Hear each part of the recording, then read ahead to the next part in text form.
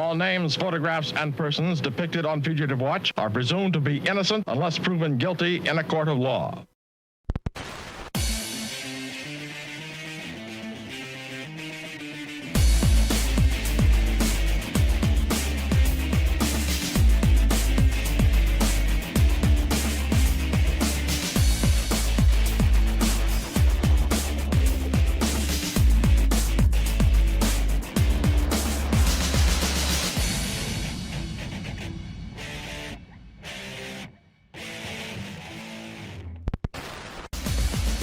Look at that, all three of us. Nice side shot of Scott's head there. How's it going?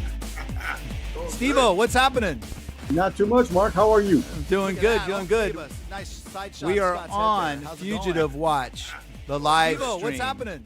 Not too much, Mark. How are you? Doing good, doing good. I have a little issue going on here. I can hear the live stream. What's happening? I hear the live stream too. There you go. It's we got it fixed now. How's that better now? Yeah. See, that was me. I had too much going on over here. I don't see Scott. You're not going to see Scott. You're just going to see my pretty face. Okay. And then later on, you can watch it back on YouTube all night long. Okay. Okay. Speaking of YouTube, hey guys, thanks for checking us out. We are on this is Fugitive Watch, the live stream. I'm Mark Hinch, and with Steve Ferdine and Scott Castrita, the original co-creators of Fugitive Watch. And thanks for watching our live stream. This is our fourth one, and we are on a roll. And listen, guys, if you can, make sure you check out and subscribe to our YouTube channel, Fugitive Watch on YouTube, where this is obviously streaming right now if you're watching it. We will start streaming to Facebook and Instagram, and then maybe as early as next week. So we'll be doing a simulcast stream of all three. But check out our YouTube channel at Fugitive Watch. And Steve, I ambushed you last week when you were on. So we got your story here about how you bought your first gun, and people can see it's you and I talking about this. And Parks Police Department. You know, it's about basically how you bought your first gun as a police officer, and I love that story. I did ambush you, correct? Yes, you did, Mark. I was not prepared for that question at all. It is not, but that video is already blown up. I think it's already seen almost 987 times already. Just posted it 2 days ago. That's going to blow up. And, Steve, you started quite a controversy here because, man, you got the guys commenting on this thread because what is the debate here, right? Revolver versus automatic. I didn't mean to start a war between the semi-auto and versus revolver people, Mark. I know. But apparently I did. When you talk about weapons and stuff like that and different types of weapons versus another one, you're going to get a lot of comments, and that's Steve getting email alerts. But anyway, there's quite the discussion. Revolver this, automatic that. They all jam, they all suck, whatever. So join the conversation on our YouTube page, and we do appreciate it. Okay, we're also on Facebook. That's my Facebook. You don't want to be there. And we're on Mark, Fugitive Watch. Go ahead. Like the kids say, do us a favor and hit the like button. And like the kids say, smash that subscribe button. There you go. Exactly. Perfect. And do the same on Instagram. Scott, you kind of handle Instagram. What's going on there? Oh, Mark, we got quite a few people following us, and we got a lot of usually try to keep updated stories going and good conversations. Sometimes I got to hide some of the comments because people get a little they get a little heated. Yes, they do. But for the most part, I can't monitor everything, but I try. Right. Hey, listen, also, if you're watching us on the live stream on YouTube, you can go ahead and join us in chat. We have Carmen in there doing our moderating the chat. I'm on there. I don't think Scott and Steve are on there, but if you have a question for them, you can ask me, and if it's appropriate, we will ask them live here. And again, next week, we're hoping to be on Facebook and Instagram at the same time. All right, so fugitive.com, we got a lot of stories going on. The first story is Las Vegas. Who's going to start on this? So, want to watch the video here? We got a Las Vegas Metro PD released video of officers shooting and killing of Brandon Durham. Okay, guys, we're going to go watch this video. Beware. That's a pretty sad case. Then chaos. 911 tapes released in a deadly police shooting of a homeowner who struggled with an intruder. Officer Alexander Bookman shot 43-year-old Brandon Durham last Tuesday morning at his home near Sunset Road in Eastern. Now, Fox 5 Investigates is learning more about what exactly happened before and after the shooting. Andriana Shepard explains what we can hear during that 911 call. Someone tried to kill me.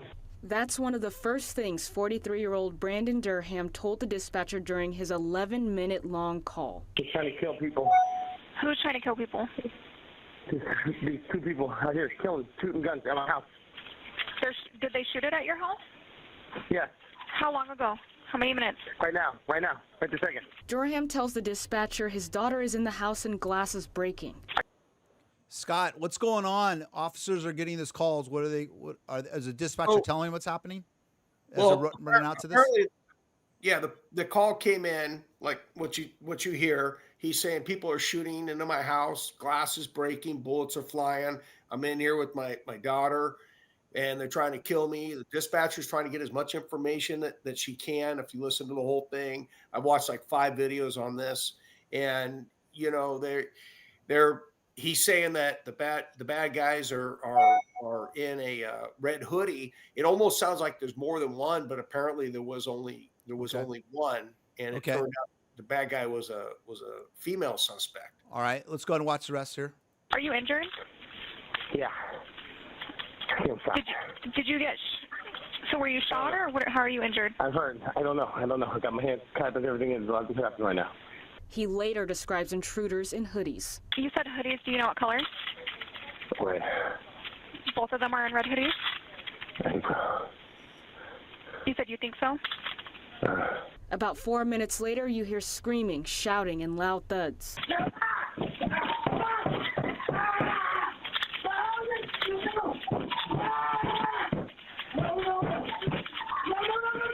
Can you hear me? Then the police arrive.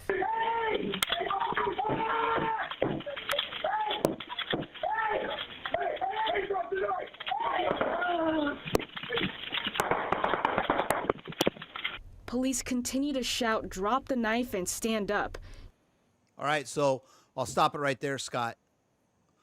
So I'd have to say, based on the videos that I've seen, based on watching this video, based on my training, my experience, a very similar experience to this, the officer is put in an impossible situation. Obviously, the call is dynamic. It's moving fast. He's trying to figure out who the bad guys are, who the good guys are. He comes up thinking that it's a shooting situation.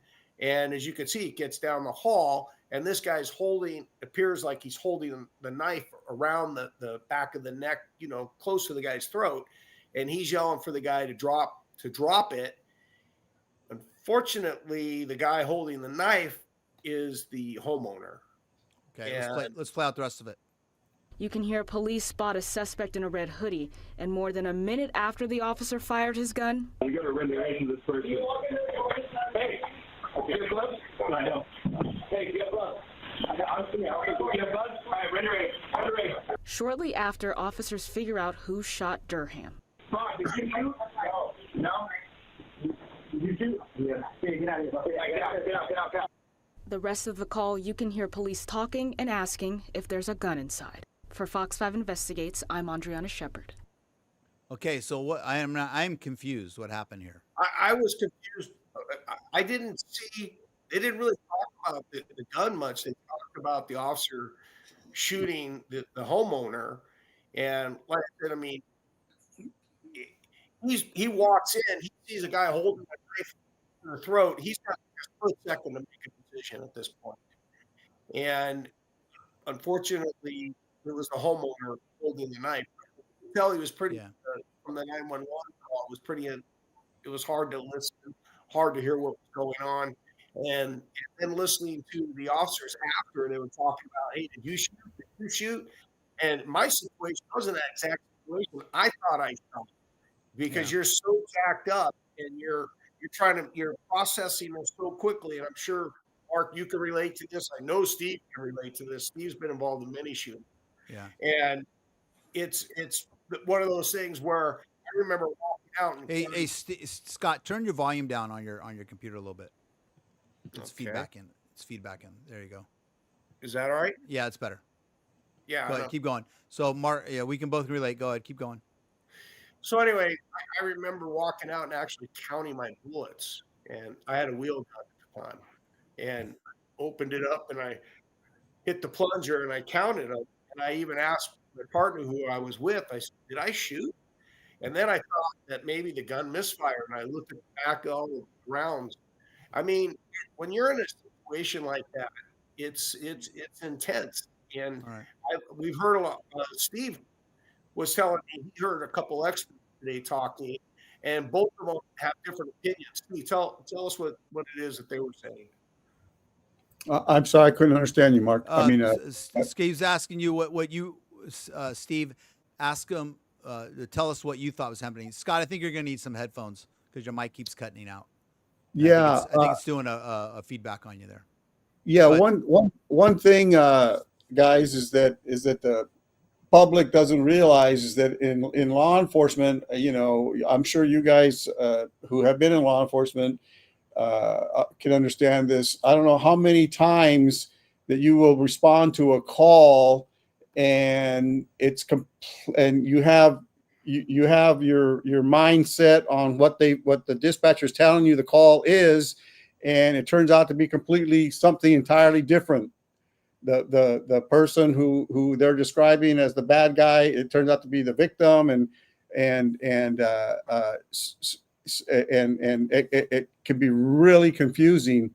And this poor officer here, as you see in the video, is making a split second decision.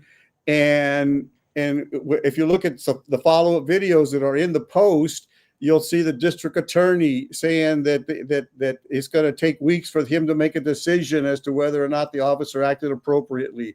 You'll see the victims, the homeowner's family say it with their attorney saying that the officer acted inappropriately, and they're gonna have their experts say that the officer acted inappropriately. Then you're gonna have other experts say the officer acted appropriately. You're gonna have grand juries. You're gonna have probably state Department of Justice people investigating, and this poor officer. They're all going to be taking months, maybe years, to decide if this officer acted appropriately, and then maybe the judges will, the appeals courts and Supreme Court will review this, and they're all taking months, maybe years, to decide something that this officer had to decide in a split second. Right. And it's very, very unfortunate for the officers. It's unfortunate that the victim was killed in this incident. But in my opinion, I don't think there was malice. Right. And definitely not criminal. And it's civil. It's a civil matter at the most, and not a criminal matter. And it would be a shame if the officer was, in my opinion, if the officer was indicted criminally. And I can feel for the family. I feel for what they're feeling right now. Obviously, what they're thinking. But when you look at it all, I mean, like you said, there's no malice there. They don't know based on the call, what they're coming into. I could see where there's a lot of confusion there, and the officer has to make a split-second decision. I look at that video of the person with the knife on the door there, and I think someone's about to get stabbed. Exactly. So it's a crappy situation all the way around, and it's always, the family and their attorneys that will always cry foul, even when it's pretty obvious that there wasn't, that wasn't the case. So do we know who any of these people were?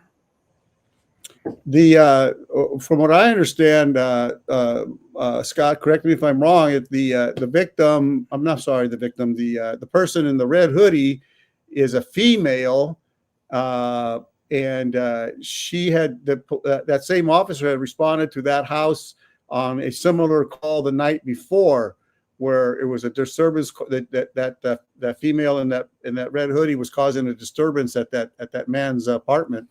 And then I saw some news reel showing the person acting like they were suffering from mental illness in the court hearing, acting very bizarrely. Yeah, apparently she has extensive criminal record too, as well. That was better, Scott. When you move a little forward, we hear you a little bit better. Something going on. I think we'll have to get some headphones next time. But when you move forward, it sounds a little bit better. Okay. All right. Let's move on to we got this. We're moving back to San Jose. Star of David Church in San Jose burglarized 2 days in a row. We have a video here. We'll start with that, and we'll go from there.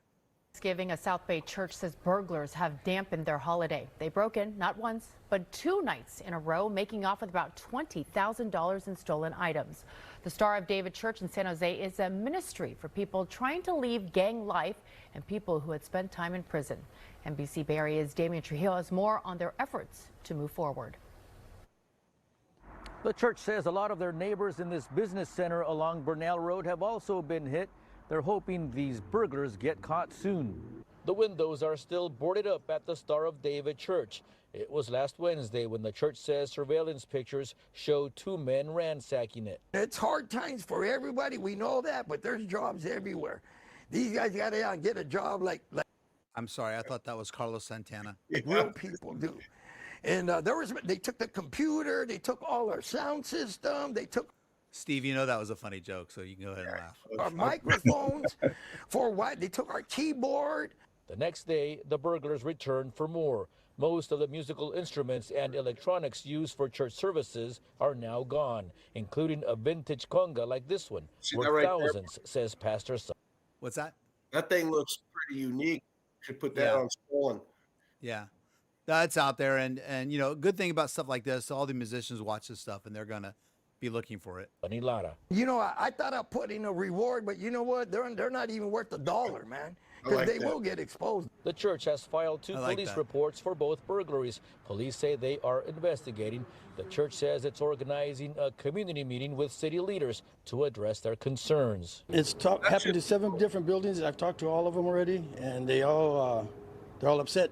The Star of David Church says it will go on with its holiday food and toy drive, and it will continue its youth outreach and its Sunday services, even with this dark cloud over them. Yeah, it's ugly. It feels violent. Here we are doing all the good work in the community. All we're asking is people, please help us bring these guys to justice.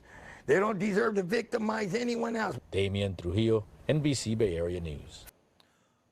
Yeah. True. And, you know, a lot of those instruments are serialized, or some should be, and they'll pop up.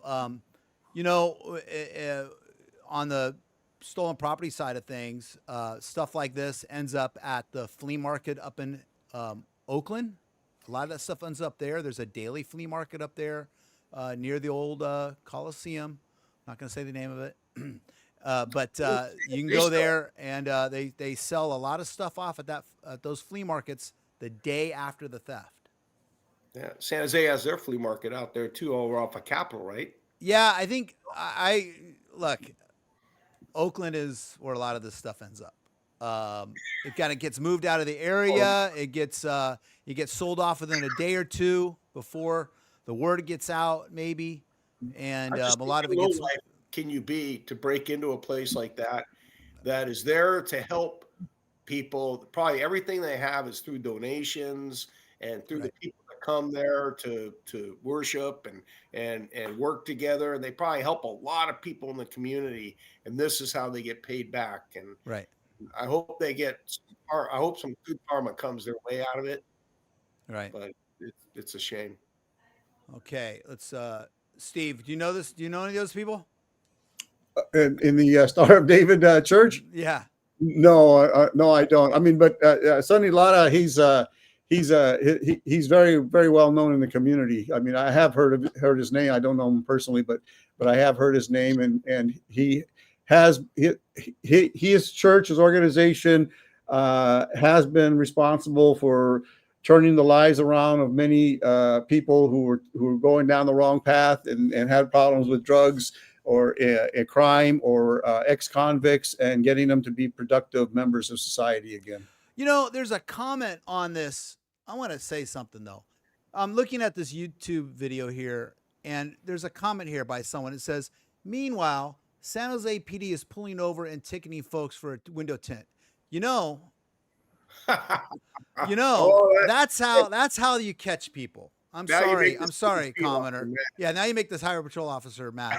That's how you catch people, is by minor vehicle code violations.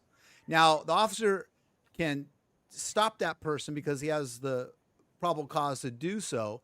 And then maybe that person with the window tint is the person that just stole all those instruments and was rolling around with it. Now, the officer doesn't have to necessarily cite that person, but by making stops on people with these small vehicle code violations is how officers find things. Right. So police officers need to be out there constantly stopping people that they have reasonable suspicions to stop.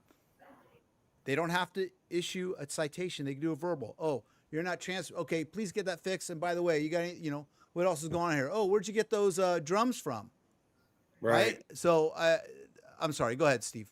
No, Mark. Years ago, a highway patrol officer on 101 near Alum Rock, I believe it was, stopped a van for a traffic violation, and as he's walking up to the van, he hears a gunshot, and it turns out that the driver committed suicide.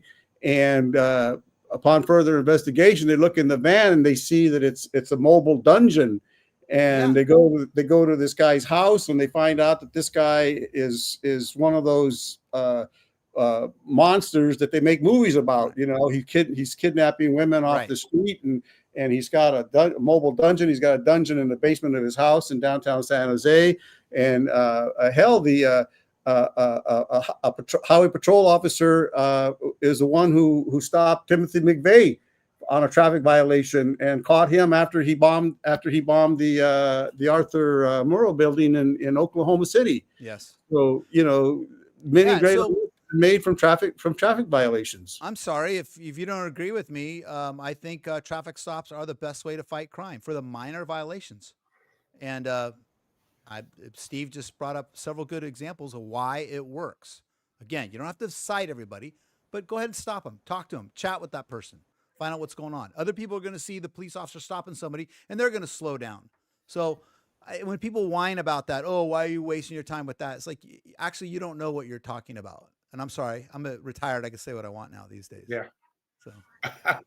So anyway, all right, there's my rant. I'll probably rant that every week. Disagree? Comment below. Follow me at Stolen 911. All right, here we go. All right, so, hey, I think we talked about this guy 10 years ago. This is... 10 years. FBI most wanted fugitive Daniel Andreas San Diego arrested in the UK. We'll watch the video first, and then we can talk about it. Oh, wait, I got you guys on the right shot here. Okay, here's the story, and then FBI's most wanted fugitive Daniel Andreas San Diego arrested in the UK, and we have a video here, and then we could talk about Fugitive Watch's history on this one. And I'm Jessica Aguirre. They got him after more than 20 years on the run. An animal rights extremist suspected of bombing two Bay Area companies has been arrested in the UK. NBC Bay Area's Valina Jones explains how the FBI caught up with Daniel San Diego, the first domestic terror suspect ever added to the agency's most wanted list. Steve, what year did we guys post this guy originally? We posted this guy originally in 2005. Okay. Yeah, I got the image up here. This is from the original Fugitive Watch website, and this is the original post. FBI reports that suspect Daniel San Diego is a known animal rights activist and ties to animal rights group. He wears eyeglasses. He's traveled internationally, known to possess a 9mm handgun. He's very strict vegan, wanted for alleged involvement in the bombings of two corporate offices in California. These were back in Emeryville in 2003. And then another one in Pleasanton. And this is a big deal because we weren't used to something like this over animal rights stuff in 2003. We had other issues going on after 9/11 and stuff, but this is a big deal, and he just disappeared. Yeah, actually, from what I understand, the FBI had him under surveillance for a while, 24-hour surveillance. And somebody tipped him off that the FBI was surveilling him, and he was able to give them the slip, and he disappeared. And then 20 years later, we're able to locate him. Let's find out what happened here. 46-year-old Daniel Sandiego was arrested in a rural area of Wells Monday. The Bay Area born and raised bombing suspect appeared in a London courtroom today related to charges for 2 East Bay bombing attacks in 2003. It's a case former FBI agent and spokesperson Andrew Black says he'll never forget. This case was of great interest to the FBI. We had recently solved the Unabomb investigation, and bombings were of serious concern to the FBI in trying to solve them. Sandiego was born in Berkeley and lived in Marin. The FBI says he's responsible for targeting companies with connections to animal testing. In August of 2003, he's accused of bombing the Emeryville campus of Chiron, a biotechnology company now owned by another firm. Investigators say he planted 2 bombs set to explode at different times. They believe the second bomb was meant to injure first responders. A month later, he's accused of setting off another bomb at nutritional product company Shackley in Pleasanton. Black says it's a miracle no one was injured in any of the bombings. It's the callous disregard for the community. It's okay to have a difference of opinion politically, but when you use or resort to violence and destruction of property and risk to human life, you're way out of bounds. Sandiego was the first so-called domestic terrorist ever to be placed on the FBI's most wanted list, but the case went cold after he fled the country weeks after the second attack. And they were very close to capturing him then. He eluded them. They had a surveillance team on him, and he eluded them by parking the car near a BART station, that's a train station, hopping on it, never to be seen for 21 years. Former FBI Special Agent Gil Torres knows the complexity of what it takes to find a suspect overseas. It becomes difficult because many times they go to countries where there is no extradition. And so it becomes a waiting game. We have to wait for them to travel, vacation, maybe go to some country or some territory that is user-friendly in the sense that they may cooperate with the U.S. It's not yet clear how the FBI and other agencies captured Sandiego, but the next step is extradition back to the U.S. In Emeryville, Valina Jones, NBC Bay Area News. So have you guys heard anything more about this? Are they insinuating that maybe he wasn't in a extradition friendly country and then all of a sudden popped up in the UK and they grabbed him? I wonder if there was some other surveillance going on prior to that. Yeah, he could have been in he could have been in a bunch of different countries, Mark.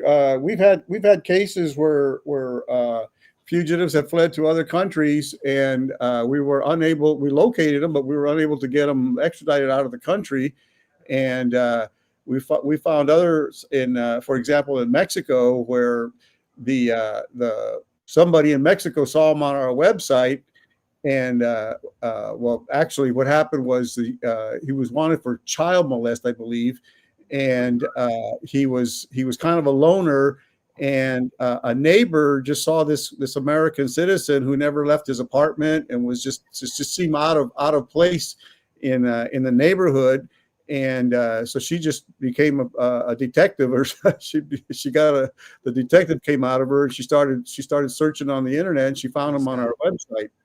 And he was on the beaches with the kids and stuff. And then Steve shamed them into arresting them. Oh wow! Remember that?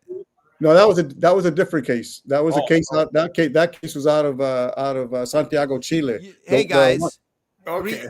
3,000 captures since 1992. I don't expect you to get them all right. It's a little confusing. Yeah, no. Well, this case I'm talking about, where the neighbor just saw this guy seemed out of place. This American out of place in the neighborhood was actually in Baja California, where he was living. But he was also living by a beach.